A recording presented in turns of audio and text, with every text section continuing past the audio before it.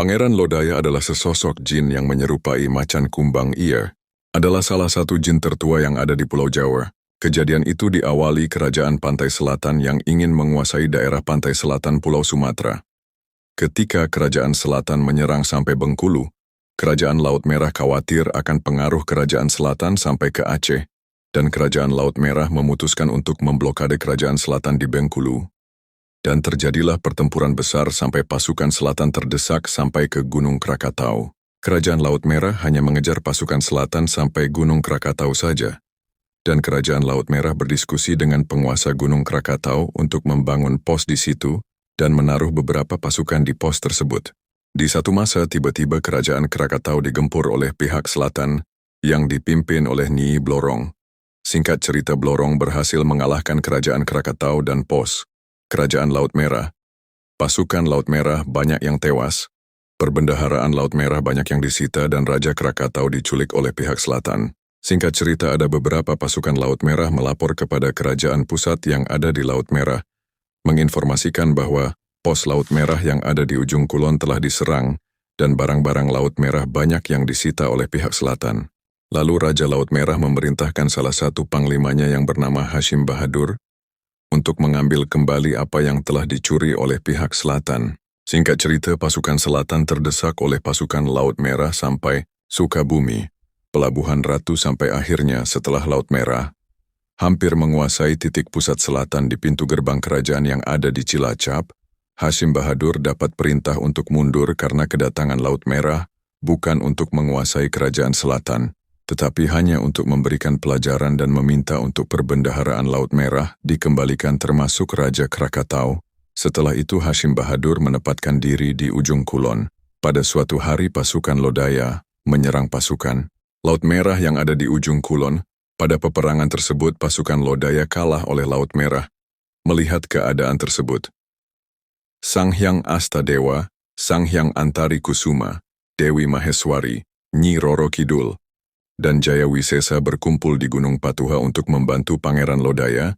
Akan tetapi waktu itu Lodaya berkata, ingin berhadapan satu lawan satu. Dan lawan Lodaya saat itu adalah Hashim Bahadur.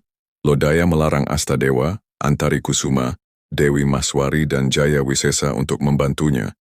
Dan mereka hanya boleh menjadi saksi pertarungan antara Lodaya dengan Hashim Bahadur. Perang tanding pun terlaksana. Lodaya tidak bisa menembus ilmu Hashim Bahadur. Lodaya mengeluarkan pusaka-pusaka andalannya akan tetapi tidak ada yang bisa melukai Hashim Bahadur. Lalu Hashim Bahadur mengambil salah satu kayu stigi yang ada di hutan ujung kulon.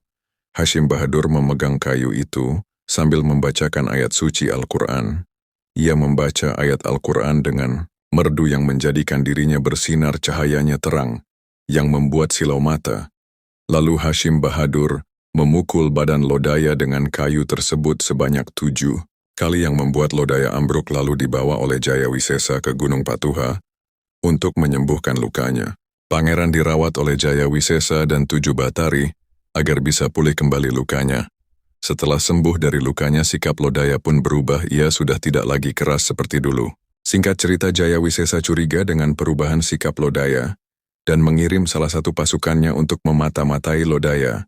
Ternyata Lodaya diam-diam datang ke ujung kulon, menemui Hashim Bahadur. Mengetahui hal itu Jaya Wisesa, Astadewa dan Antari Kusuma marah kepada Lodaya. Setelah sering ke ujung kulon, Lodaya pun masuk Islam dengan bimbingan Hashim Bahadur. Mengetahui Lodaya masuk Islam, para Sanghyang di Pulau Jawa marah besar. Singkat cerita, Astadewa mengutus Sanghyang Brajadharma, penguasa Gunung Galunggung, agar mengobrak-abrik Lodaya di Gunung Patuha, agar Lodaya pergi dari gunung tersebut. Dan terjadilah pertempuran antara Brajadharma dan Lodaya di Gunung Patuha. Di lembah Patuha dulu ada sumur kecil mengeluarkan lumpur yang berterbangan bersamaan pertempuran Lodaya dan Brajadharma. Dan Gunung Patuha pun meletus merusak kiri kanan rakyat Jaya Wisesa, banyak yang mati.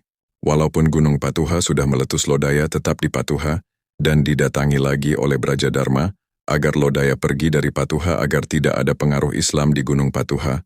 Lodaya kesal dan ingin marah. Karena sudah masuk Islam, Lodaya hanya bisa menahan amarahnya, lalu Lodaya pergi ke salah satu tebing di Gunung Patuha dan menulis asma Allah di tebing tersebut menggunakan cakarnya. Setelah itu Lodaya dan pasukannya pergi dari Gunung Patuha dan pergi ke hutan Sancang untuk mengalahkan pasukan Buto Ijo dan menempati hutan Sancang dan ia pun menguasai hutan Sancang. Sekali lagi saya ingatkan cerita di atas, jangan jadikan sandaran kebenaran dan anggap saja sebagai penambah wawasan